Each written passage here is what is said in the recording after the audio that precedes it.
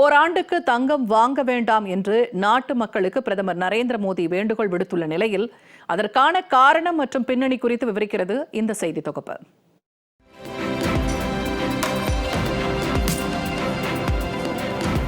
இந்தியாவில் ஆண்டுக்கு 700 முதல் 800 டன் தங்கம் வெளிநாட்டிலிருந்து இறக்குமதி செய்யப்படுகிறது. நாட்டின் தங்கம் தேவை 90% மேல் இறக்குமதியை நம்பியே உள்ளது. ஒரு சவரன் தங்கம் 1 லட்சத்தை கடந்து விற்பனை செய்யப்படுவதால் எட்டாக்கணியாகிவிட்ட தங்கத்தை வாங்குவது நடுத்தர மக்களிடையே குறைந்திருக்கிறது. ஆனால் சேமிப்புக்காக தங்கத்தை வாங்குபவர்கள் பிரதமர் மோடியின் இன்று வலியுறுத்தலால் கவலை அடைந்துள்ளனர்.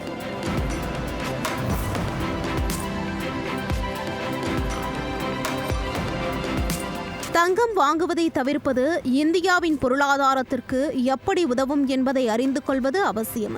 ட்ரேடிங் எக்கனாமிக்ஸ் தரவுகளின்படி இந்தியாவின் அந்நிய செலாவணி கையிருப்பு சுமார் 690.69 பில்லியன் டாலராக இருந்து வருகிறது.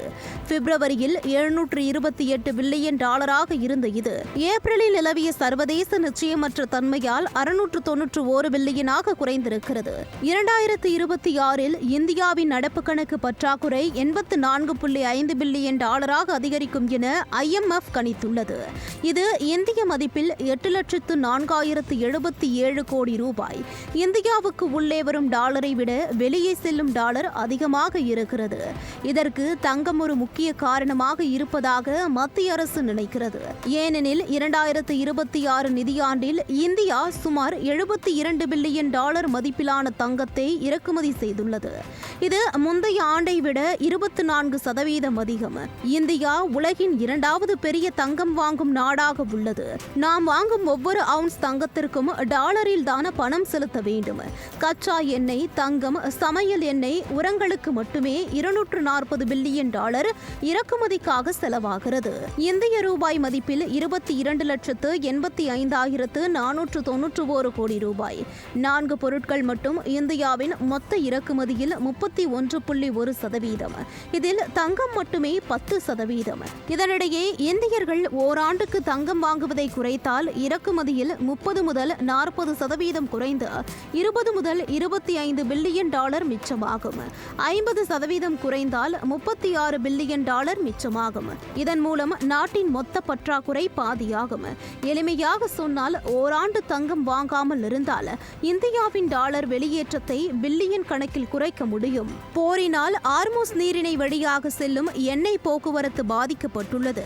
இதனால் எண்ணெய் விலை உயர்ந்து ரூபாய் மதிப்பு பலவீனம் அடைந்து வருகிறது. விலையுயர்ந்த எண்ணெய் மற்றும் அதிக விலையில் தங்கம் இறக்குமதி என இந்தியா 2 அழுத்தங்களை சந்திக்கிறது. தங்கம் வாங்குவதை தவிர்த்தால் டாலருக்கான தேவை குறைந்து ரூபாய் மீதான அழுத்தம் குறையும் என்கின்றனர் பொருளாதார நிபுணர்கள். இதனிடையே தங்கம் வாங்குவதை குறைத்தால் நாட்டின் பொருளாதாரத்திற்கு நல்லது என்றாலும் தங்கம் இல்லாமல் திருமணம் உள்ளிட்ட நிகழ்ச்சிகளை நடத்துவது எப்படி என்று பொதுமக்கள் கேள்வி எழுப்பியுள்ளனர். பிரதமரின் இந்த வலியுறுத்தலால் நகை சார்ந்த உற்பத்தியாளர்கள், தொழிலாளர்கள் வேலை இழப்பு, பொருளாதார இழப்பை சந்திக்கும் சூழல் ஏற்படும் என்று நகை வியாபாரிகள் தெரிவிக்கின்றனர். கோல்டு பிஸ்னஸ் பண்ணுறவங்களுக்கு பாதிப்பு இருக்கும். என்ன காரணம்னா இன்றைக்கி கோல்டு பிஸ்னஸை நம்பி அதில் ரீட்டைல் பிஸ்னஸ் ஆகட்டும், மேனுஃபேக்சர் ஆகட்டும், மற்ற ப்ராடக்ட்ஸ்கள்லாம் நிறைய பேர் அதில் எம்ப்ளாய்டாக இருக்காங்க. அதை சார்ந்து தான் அவங்களுடைய வாழ்வாதாரம் இருந்துட்டு இருக்கு. நிச்சயமாக இவங்களுக்குலாம் ஒரு பாதிப்பு இருக்கும். ஓராண்டுக்கு நகை வாங்க வேண்டாம் என்று பிரதமர் அறிவுறுத்திய நிலையில் காங்கிரஸ் உள்ளிட்ட எதிர்க்கட்சிகள் கடும் கண்டனம் தெரிவித்தனர். இதனிடையே நாட்டு மக்களும் இதனை பின்பற்றுவார்களா என்பதை பொறுத்திருந்துதான் பார்க்க முடியும்.